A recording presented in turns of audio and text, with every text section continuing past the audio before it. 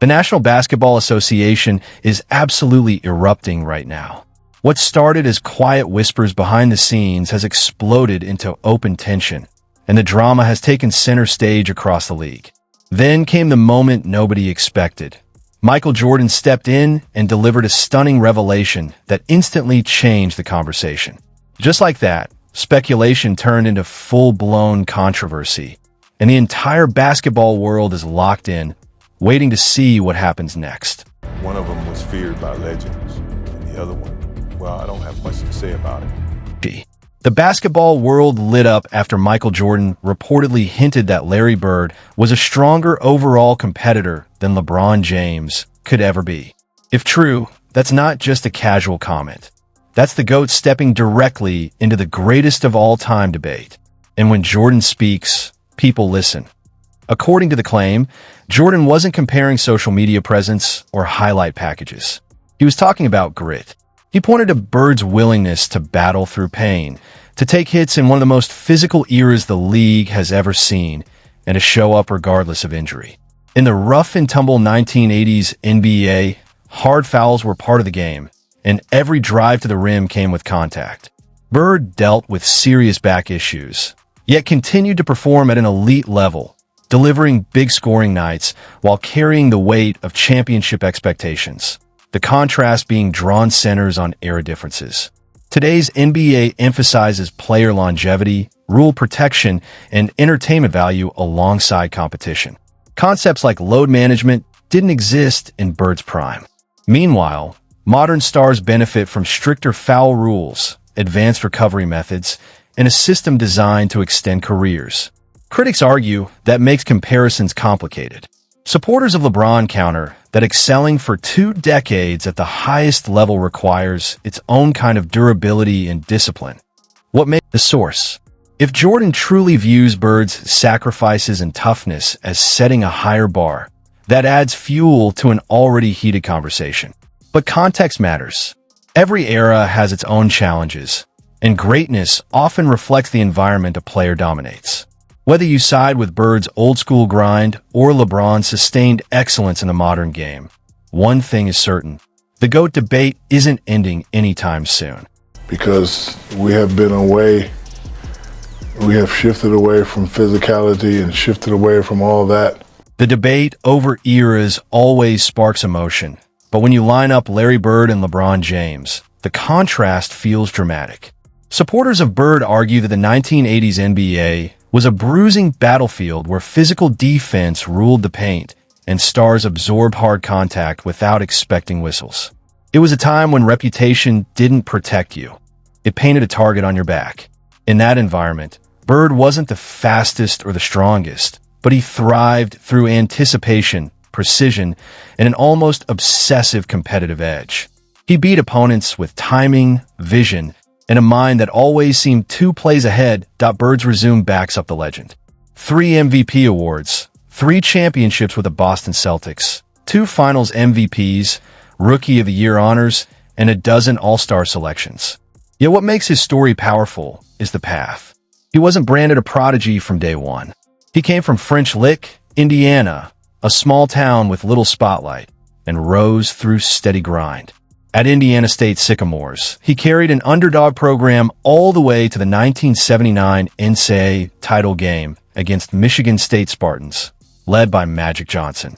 That matchup became one of the most influential games in college basketball history and helped propel the NBA into a new era of popularity. When Bird arrived in Boston, the franchise transformed, tell defenders exactly where he planned to shoot from, and then deliver without hesitation. Teammates respected him. Opponents feared him. Even legends have acknowledged how mentally exhausting it was to face him. LeBron supporters counter with a different argument.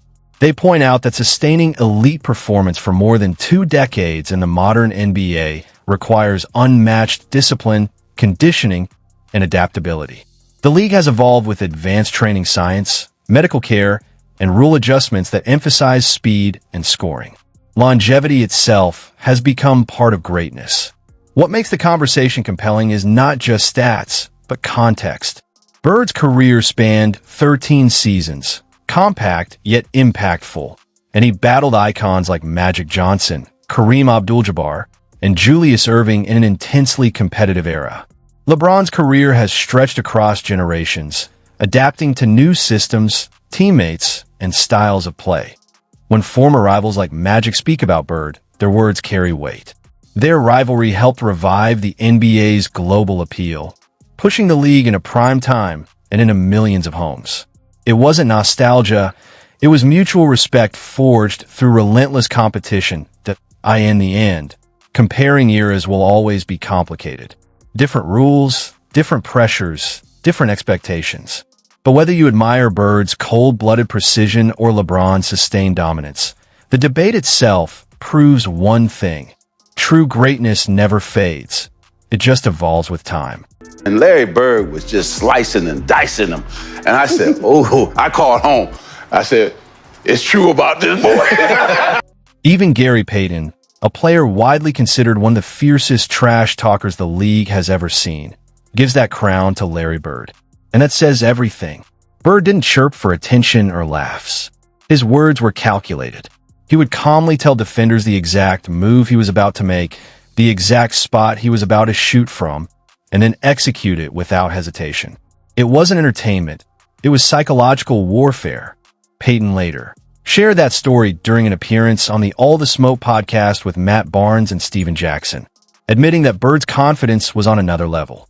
Coming from a competitor like Payton, that kind of respect isn't handed out lightly. It's earned the hard way, possession by possession, shot by shot. He was the coldest dude I ever seen with that man. And here's what makes that story even wilder. That wasn't prime Larry Bird. That was a 34-year-old Bird battling a bad back, nearing the end of his career when Gary Payton entered the league. Yet even then, the respect, or rather the fear, was real. That kind of reputation doesn't come from flashy mixtapes or highlight reels. It comes from years of proving you can break opponents mentally before the game even tips off, and it wasn't just perimeter players who felt it. Shawn Kemp, a young and explosive rookie at the time, once described getting a reality check from Bird. One stare was enough to send a message. You're not ready for this level. Then Bird went out and backed it up, possession after possession. Even late in his career, even with injuries piling up, he could still control the floor with confidence, skill, and an edge that never faded. He let me know from the start of the game what he was going to do. He really did. He let me know. For the game, he told me, he was like, he just shook his head at me. He said, man, it's going to be up night for you. So what did he put up? I think he gave me, I think he gave me 40. According to Shawn Kemp, that early encounter with Larry Bird wasn't just another rookie lesson. It reshaped how he approached the game from that point forward. Bird had a way of delivering wake-up calls without raising his voice. Sometimes it was a stare. Sometimes it was a sentence. And sometimes it was both. That there's even a story from when a young Dennis Rodman was assigned to guard Bird. Instead of quietly going about his business, Bird reportedly started calling out to the opposing bench, insisting they send someone capable of actually defending him. The tighter Rodman tried to play, the more Bird leaned into the mind games, loudly claiming he was wide open. It wasn't just skill, it was psychological pressure layered on top of elite execution. And Bird's influence didn't stop with his era. Kobe Bryant, known for obsessively studying the greats, often examined Bird's game in detail. Kobe valued precision, basketball IQ, and relentless mentality. In Bird, he saw all three. The footwork was sharp. The angles were calculated.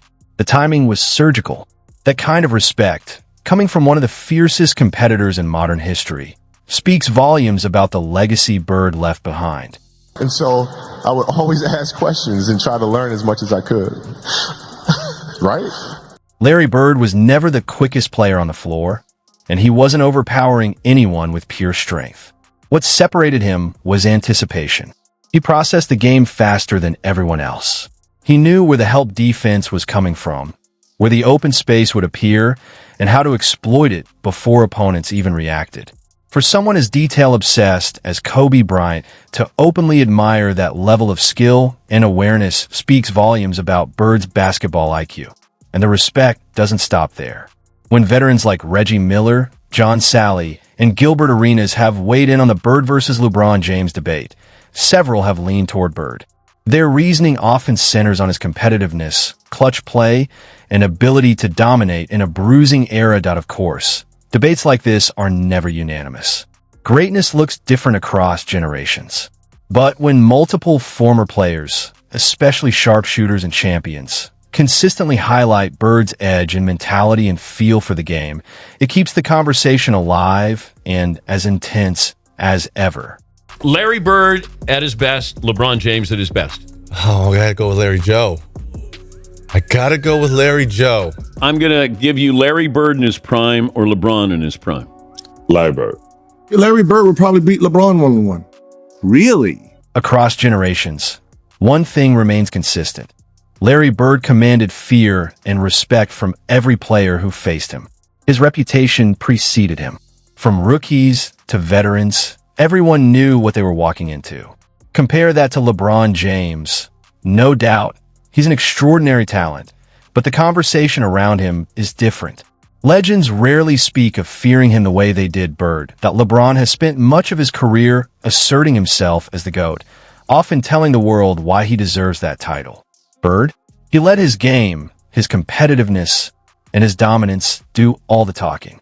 The fear he inspired on the court wasn't something he had to claim. It was earned possession by possession, and it followed him long after the final buzzer.